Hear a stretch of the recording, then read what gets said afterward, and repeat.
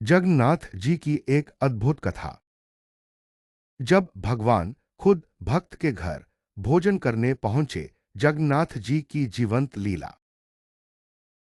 बहुत समय पहले पुरी में एक निर्धन ब्राह्मण रहा करता था। नाम था विद्याधर। उसकी एक ही इच्छा थी, काश मेरे घर भी भगवान जगन्नाथ जी पधारे और मैं उन्हें अपने हाथों से भोजन कराऊं।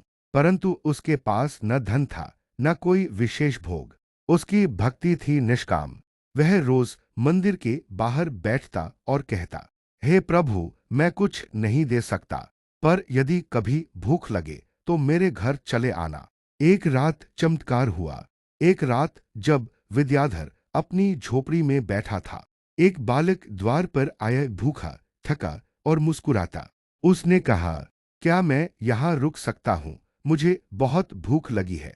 विद्याधर ने अपनी आधी रोटी उस बालक को दे दी। बालक खाकर हंसा और जैसे ही वह उठा, उसका स्वरूप बदल गया। वह स्वयं भगवान जगन्नाथ थे। उनकी बड़ी आंखें, मधुर मुस्कान और तेजस्वी आभा से हत चमक उठी। विद्याधर ने कहा, प्रभु, आपने मुझे क्यों चुना? भगवान बोले, जो प्रेम से बुलाता है, मैं उसके पास भूखा भी आता हूं। भगवान को ना शाही भोग चाहिए, ना स्वर्ण सिंहासन। उन्हें चाहिए सच्चा प्रेम, निष्कलंक भाव और भक्ति। जिनके हृदय में सच्ची भक्ति है, भगवान उनके दरवाजे तक आते हैं।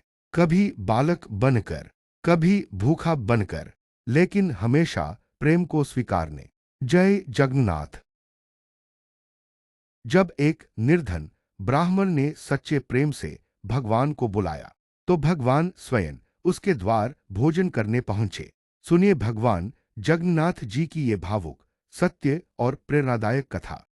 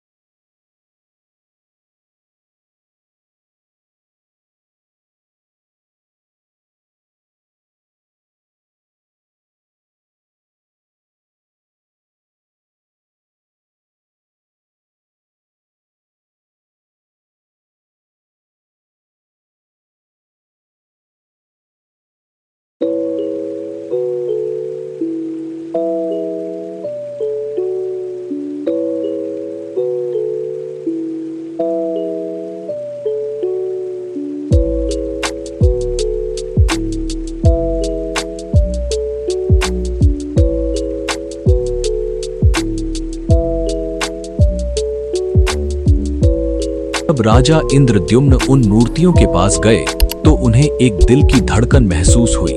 एक दिव्य आवाज आई जिसने राजा को बताया कि श्री कृष्ण का दिल इन मूर्तियों में है। राजा ने इन मूर्तियों को स्थापित किया। आज यही अधूरी मूर्तियां भगवान जगन्नाथ, बलराम और देवी सुभद्रा के रूप में जगन्नाथपुरी में पूजी जाती हैं। भगवान जगन्नाथ को दुनिया का एकमात्र जीवित देवता माना जाता है, जो अपने भक्तों की इच्छाओं को सुनते और पूरा करते हैं। अब हम बात करते हैं उस ब्रह्म पदार्थ की जो 5000 साल से रहस्यमय तरीके से सुरक्षित है। यह पदार्थ क्या है, यह कैसे अब तक जीवित है, और सबसे महत्वपूर्ण, विज्ञान इस ब्रह्म पदार्थ के बारे में क्या थ्योरी देता है। आइए इन सब पर विस्तार से बात करते हैं। यह रहस्य आपके सारे सवालों का जवाब देगा। यह निश्चित